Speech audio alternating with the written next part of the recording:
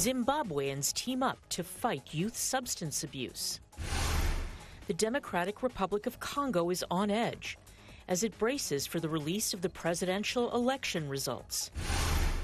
And Somali fishermen decry the government's licensing of Chinese fishing vessels. Africa 54 starts right now. Good evening and welcome. I'm Vincent McCory. This is Africa 54. Tonight we begin in Zimbabwe, where a group of concerned citizens have started an anti-alcohol and drug campaign targeting communities in which unemployed young people resort to drinking and using narcotics to alleviate the stress of not having work. As Columbus Mavunga reports from Harare, those involved in the campaign say the solution lies largely with improving the country's crumbling economy. Less than 3 in 10 young Zimbabweans have steady jobs. Many are idle and see no economic opportunity. For some, that leads to problems with alcohol and drugs. Catholic Church leaders, community activists and the Ministry of Health are launching a campaign to warn youth about drug and alcohol abuse and how it hurts a person physically and mentally. President Emmerson Mnangagwa's government says it cannot deal with the problem on its own. Alcohol and substance use is a rising problem in all of Africa and also in Zimbabwe, and it's become one of our top 3 diagnoses that we're seeing in our mental health units, so it's becoming a problem. There haven't been many national surveys on this problem, but from other nations, substance use it's a combination of factors. It's a multifactorial problem. Youths are susceptible to peer pressure and can easily gain access to drugs, says Dr. Wafam. Once hooked on drugs, they also become more likely to engage in criminal activities. This 20-year-old asked us not to film him when he was smoking cannabis. He says drug use would fall if more people could find employment. We are going nowhere. Even if we are to look at streets, there are some other people who are damaged. 50% of the youths in the streets, they can't even work. Their life is to distract on drugs and so forth. This Catholic Church hosts activities for young people to keep them busy and away from drugs. Within our hall, the way it is structured, upstairs we are creating what we call a study center for the young people. We are finishing it. And then we have the computers. We've also started what we call the sports for the young people. We've created a volleyball pitch. We've created also a netball pitch here as well for the young people that when they are free, during their free time, they can be engaged in sports everywhere here. So at least with that, we are removing them from being just idle. While those activities might help, when these young people have finished playing, they still find themselves unemployed. And the temptation of drugs and alcohol remains strong. Columbus Mavunga for VOA News, Harare. Madagascar's top court has dismissed allegations of fraud in the country's election and confirmed Andry Rajoelina as president. David Doyle of Reuters reports. The hard battle for Madagascar's presidency was won on Tuesday, with the country's top court confirming Andry Rajoelina as the victor. I want to congratulate on behalf of the whole court the new president of the republic who was elected, Andry Rajoelina. The 44-year-old businessman was previously declared the winner of a runoff in December, with nearly 56% of the vote. But Marc Ravalomanana, the losing candidate, immediately challenged that outcome. He asked the High Constitutional Court to nullify the result, alleging fraud, and submitted more than 200 complaints about balloting and vote counting. Tuesday's court drama is the latest clash between the longtime foes. In 2009, Rajoelina ousted Ravalomanana in a coup. Both men have said they would accept the court's decision. Afterwards, Rajoelina told supporters this was a victory not just for himself, but for the people of Madagascar. I am very happy because the person I voted for won. I'm very hopeful. I hope there'll be work, that there'll be a lot of work for young people. That's what he promised. Now it's time for Rajoelina to deliver on that promise. Madagascar is one of Africa's poorest nations, with around 80% of its population living on less than $2 a day. David Doyle of Reuters news agency reporting. Anticipation and tension are high in the Democratic Republic of Congo. The country's electoral commission met overnight Tuesday into Wednesday morning ahead of the anticipated release of the presidential election results that could come today. Riot police are deployed in front of the commission headquarters in Kinshasa and along the city's main boulevard as Congo braces for possible violence amid accusations of voter fraud. There are also suspicions that the government may be negotiating a power-sharing deal with an opposition candidate. An electoral commission source and a diplomat say they expect results to be announced on Wednesday. Another diplomat, however, says that not all the vote tallying has been completed and that the announcement might have to wait until Thursday. About these rumors between Felix and Kabila, we want peace and calm. If Felix has won, then we'll need to prepare the handover of power in a civilized way. We don't want people to die. When we announce their results, blood to be spilled, because we are fed up. We are tired and we are waiting for a peaceful announcement, which will allow us to rejoice rather than cry, because we are fed up. And I'm sad to see these barriers multiplying across the city. Why these barricades? Well, that is a concerned voter speaking there. For the latest on the Congo elections, reporter Anastasia Tudeshe joins me by phone from Kinshasa. Good evening, Anastasia. Good evening, Vincent. So first, what are you hearing? What's the latest from the Electoral Commission? So this, first of all, this is an ordinary day in Kinshasa, except that everybody, teachers, merchants, politicians, children even, elderly people alike, are on edge waiting for the name of the new president. So people left downtown, and it's an unusually calm downtown that you can see today in Kinshasa. But apart from that, nothing really is moving. Everybody is holding their breath. Yes, and now everybody's holding their breath, but there's been a lot of presence of police. What is the concern? What are the concerns there?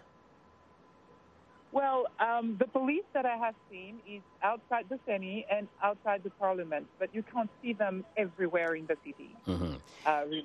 Okay. And, of course, the main concern is that if the name of the winner was not the one Congolese people were expecting, it would turn out into, violence. Yes. So, it seems like the power is trying to prevent that. Now, there was this report also mentioned that there's some rumors that there could be some deal cooking somewhere between the government and a certain opposition leader. Is that kind of going around, or is it just perhaps some isolated rumors?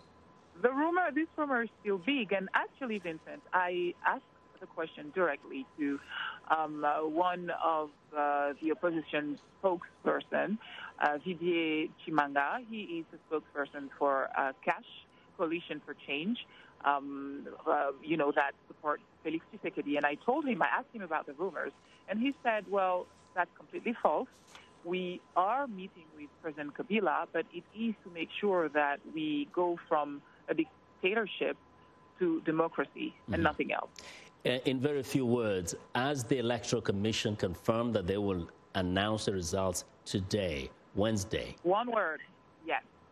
Okay, so we can expect that, and we hope to know more tomorrow when we hopefully speak to you. Anastasia, excellent reporting as always. Thank you very much. Anastasia Tudeshe reporting from the DRC. Now, the U.S. military says it killed 6 Islamist militants in an airstrike in Somalia on Sunday. The strike occurred in the vicinity of Dero Sanley in the Lower Shabelle region. For the latest, let's go to VOA Pentagon correspondent Carla Babb. She joins me from the U.S. military headquarters in Arlington, Virginia. Hello, Carl. Hi, Vincent. Hi, great to see you. And we've actually got some more breaking news since that airstrike on Sunday. VOA's Africa 54 is first to tell you that there has been another strike. This strike was conducted yesterday against al-Shabaab militants in the Bay region. 6 militants were reported killed in that strike. A U.S. Africa Command official told me this information on the condition of anonymity because they were not yet authorized to release this information to the public. But that strike just happened on Tuesday. In addition to that, there were 2 strikes on Monday targeting al-Shabaab as well. These strikes were considered self-defense strikes because they said that they were engaging, al-Shabaab militants were engaging their Somali partners, and they conducted these in self-defense to help their Somali partners. So lots of strikes have been going on in Somalia. This is actually the one yesterday is the 5th one of the year that the U.S. military has conducted against al-Shabaab. And we're happy that we're breaking this news right here. Now, this is happening at the time when some people have been concerned about a U.S. troops drawdown in Somalia and across the continent. What does it tell us about, first, the intensity of this, the intensity and frequency of these strikes as opposed to the drawdown that is being reported? That's right. As I've mentioned in the days prior, the officials that I've spoken to say that there is no change to the operations in Somalia at this current time. We have seen in the Trump administration a vast increase in the amount of strikes conducted in Somalia. If you look at the numbers, you've seen 5 already for this year. In 2018, there were about 47 strikes conducted against al-Shabaab militants and also against ISIS, Islamic State in Somalia. The year prior to that, there were about 35. And to put that in perspective, Vincent, that number just conducted last year, 35, was about the total conducted under the entire Obama administration the 8 years prior. So a vast increase, a very big increase in the number of strikes. So the administration here is focusing on the effectiveness of the mission rather than the numbers on the ground. Right. The Trump administration had decided rather than only conducting strikes when they were needed, when their partners were coming under attack, they changed the authorities. So now these strikes are being carried out when they get the opportunity to strike an al-Shabaab militant. They don't actually have to be engaging with the Somali partners or with the AMISOM partners on the ground in order to get a strike approved. And the U.S. military says that that has made it much more effective in preventing al-Shabaab from carrying out additional attacks and from preventing them from moving around freely and coming up with other major attacks. Is it perfect? No. We've seen other strikes and other attacks against al-Shabaab, as you can remember in the past, but they're saying that this is a steady process for the U.S. to support its allies. A lot of information, Carla. Thank you very much. That's VOA Pentagon correspondent Carla Babb reporting live from the U.S. Defense Headquarters in Arlington, Virginia. Now, starting in January, Chinese fishing vessels are allowed to exploit the open waters off the Somali coast following the granting of licenses by the Somali government in December. Somali authorities say the permits will reduce illegal foreign fishing and help boost the economy. But Somali fishermen worry the Chinese vessels now have the license to dominate the trade. Mohammed Sheikh Noor reports from Mogadishu. Somalia has a 3,300-kilometer coastline, the longest on the African mainland. For decades, the impoverished nation has struggled to protect its rich coastal waters from unlawful foreign fishing. Somalia in January began one solution to the invasive ships: the official licensing of 32 Chinese fishing boats. Umar Abshiro, Somalia's Deputy Minister for Fisheries.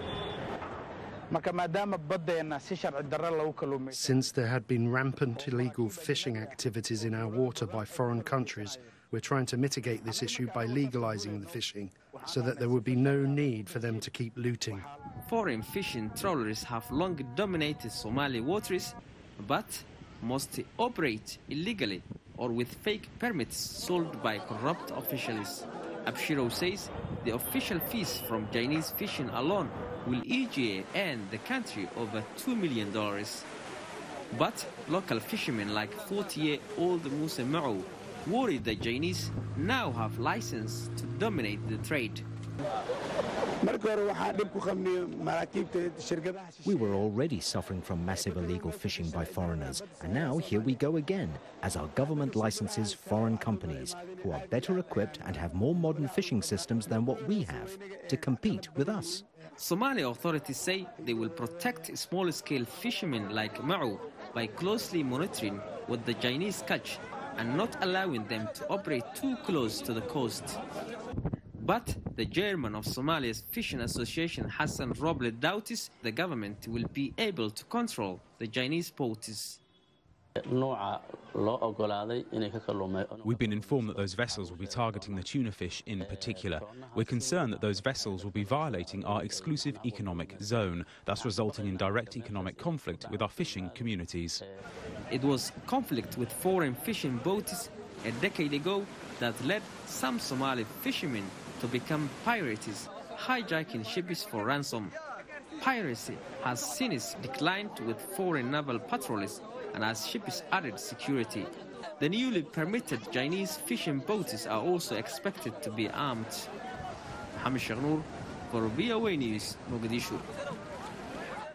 A South African judge ruled on Wednesday that the detention of Mozambique's former finance minister Manuel Chang over $2 billion of fraudulent loans is legal. Lawyers for Chang, who was arrested in South Africa on December 29th and denies any wrongdoing, argued in court on Tuesday that his detention on U.S. charges was illegal because a request for extradition had not yet been received. Judge Sagra Sobrayan said in a Johannesburg court Wednesday that Chang's detention had followed the procedures set out in the extradition treaty between South Africa and the United States. If Chang is extradited to the United States, analysts say the case against him could unearth details about Mozambique's debt scandal with potential implications for senior members of the ruling party ahead of elections in October. The U.S. is also seeking the extradition of 3 former Credit Suisse bankers and the lead salesman of the Abu Dhabi-based holding company Privinvest, who it says are also implicated in the fraud. Moving from food consumption to food production, a leap in technology has allowed scientists to take their DNA labs out into the field, so farmers can identify diseases quickly and tackle the problem before their crops die or the virus spreads to neighboring farms. Here's VOA's Faith Lapidus.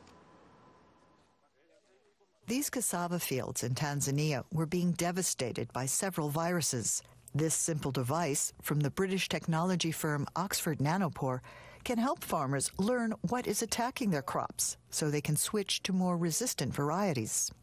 We are here collecting leaf punches from infected material to test, to do a DNA extraction, and then start sequencing in the field. Laura Boykin from the University of Western Australia brought the device to Asha Mohammed's farm. The testing revealed the presence of a number of viruses in the local cassava varieties and a very low viral level in resistant ones. So what would have normally taken 6 months to a year has just happened in a couple of hours. And that's possible because of amazing technology that exists that's able to give farmers results real time. Once the viruses were identified, Mohammed was given 2 types of seeds resistant to those diseases to plant. When DNA samples were collected from a pawpaw tree plantation in Kenya, the technology was able to identify the disease affecting Naomi Mumo's crop. All my pawpaw were affected by a disease, and I didn't know what kind of disease it was. But now I have people who've identified the disease using new technology, and within a very short time, so I'm very happy. When the researchers returned to Mohammed's cassava farm 9 months later, the seeds had produced a bumper crop. After 9 months of her growing the improved varieties, we are back here, and today we harvested her cassava plants, and she went from 0 yield to 35 tons per hectare, which is massive. The speed at which farmers can identify diseases can mean the difference between the success or failure of a whole area's crop, and portable real-time DNA sequencing labs are making that possible. Faith Lapidus, VOA News. Migrants on board the German rescue ship Sea-Watch 3 cheered and jumped for joy on Wednesday as they were told they were finally heading for a port in Malta after weeks of being stranded at sea. Prime Minister Joseph Muscat announced earlier in the day that Malta will allow the migrants from the Sea-Watch 3 and another German charity ship, the Sea Eye, to disembark in Valletta. The Sea-Watch 3 plucked 32 people from an unsafe boat off the coast of Libya on December 22nd, and the Sea Eye rescued 17 others on December 29th. Both vessels had been sailing back and forth in Maltese waters for days after Italy, Malta, and all other European Union countries refused to offer them a port of safety. Muscat said an agreement had also been reached for 249 other migrants brought to Malta by its military patrol ships in December to be redistributed around the EU or sent back to their country of origin. Well, we want to know what you think about Africa 54 and the stories we covered. Join the conversation on Facebook. The address is Africa 54. We're also streaming our show live on Facebook, so check us out and share our show with your friends. Find me on Twitter at VOA Vince McCory. Still ahead on Africa 54, U.S. President Donald Trump demands a border wall in a televised speech. But first, a look at Wednesday's headlines.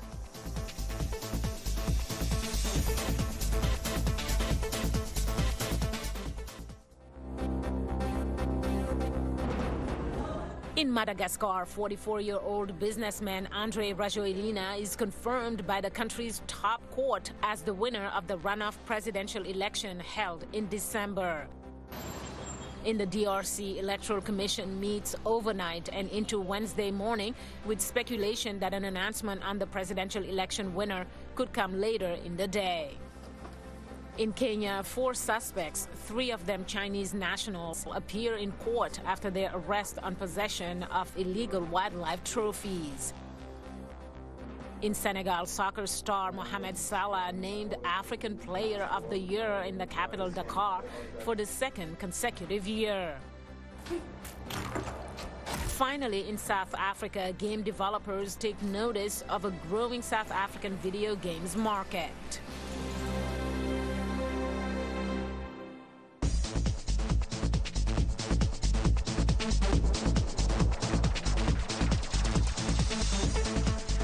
With a primetime speech from the Oval Office on Tuesday night, U.S. President Donald Trump reiterated his case to build a wall at the U.S. border with Mexico. He also addressed growing anxiety over the partial government shutdown resulting from his wall funding fight with lawmakers. Democrats responded by urging the president to stop holding the American people hostage and reopen the government. VOA White House correspondent Patsy Widakuswara reports. In a fight that is at the core of the partial U.S. government shutdown, President Donald Trump made his case for increased border security to include funding a wall along the U.S. southern border. In the last 2 years, ICE officers made 266,000 arrests of aliens with criminal records, including those charged or convicted of 100,000 assaults, 30,000 sex crimes, and 4,000 violent killings. Painting an imminent humanitarian and national security crisis at the border, Trump accused Democrats of refusing to solve it. The federal government remains shut down for one reason, and one reason only, because Democrats will not fund border security. Democrats pushed back in their response immediately after the president's speech. We don't govern by temper tantrum. No president should pound the table and demand he gets his way, or else the government shuts down, hurting millions of Americans who are treated as leverage. House Democrats have passed bills to reopen government, but the president has rejected them.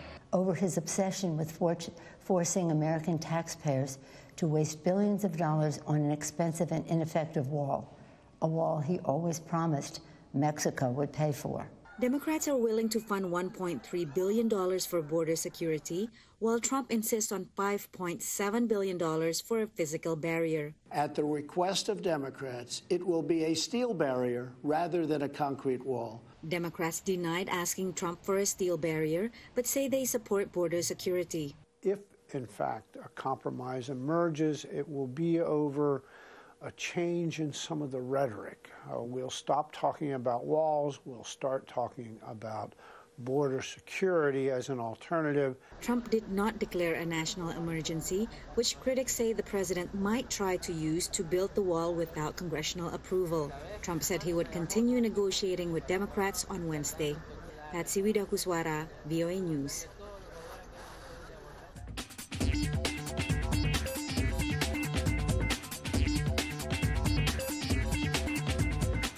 Welcome back to Africa 54, and here's what's trending. The annual Consumer Electronics Show, the world's biggest tech and gadget show, opened its doors on Tuesday with thousands of technology enthusiasts heading to Las Vegas to get a peek at the latest innovations. Drawing a big crowd was LG's rollable television, a 65-inch TV that rolls itself away into a sleek piece of furniture when it's not being used. The television will begin shipping in the second half of 2019. The price has not yet been set, he said. Robots, as always, were everywhere at CES, from a robot you can play ping pong with to a robot personal assistant. Chinese company VX Fly, which also makes an underwater robot, launched its electronic propelled kickboard designed to help children learn to swim. Meanwhile, as vehicles get smarter, your car will be keeping eyes on you, whether by generating alerts about drowsiness and fastened seat belts or wallets left in the backseat. The emerging technology aims not only to cut back on distracted driving and other undesirable behavior, but eventually help automakers and ride-hailing companies make money from data generated inside the vehicle. When self-driving cars gain broad acceptance, the monitoring cameras and the artificial intelligence software behind them will likely be used to help create a more customized ride for the passengers. Well, and finally, ever wish you could stay in the lightest of clothing while enduring the harshest of conditions? Well, such a creation is the current ambition of the North Face, the more than 50-year-old outdoor product company. It rolled out the Future Light collection featuring fabric spun at the ultra-fine level to create a light textile that effectively closes gaps to boost insulation. The result is a compact fabric that still maintains useful porosity and breathability through the nano-sized holes, but remains waterproof. The fabric is further enhanced by a lamination process. The company says it varies breathability and other aspects based on the aerobic needs of different athletes in different sports, and that's what's trending today. Well, and that's our show for today. Now, be sure to watch Africa 54 on our website at voaafrica.com. For more news, tune in to VOA's evening radio show Africa News Tonight at 1800 UTC, and in the morning to Daybreak Africa between 0300 and 0600 UTC Monday through Friday. Thanks a lot for watching. From all of us in Washington, have a good night.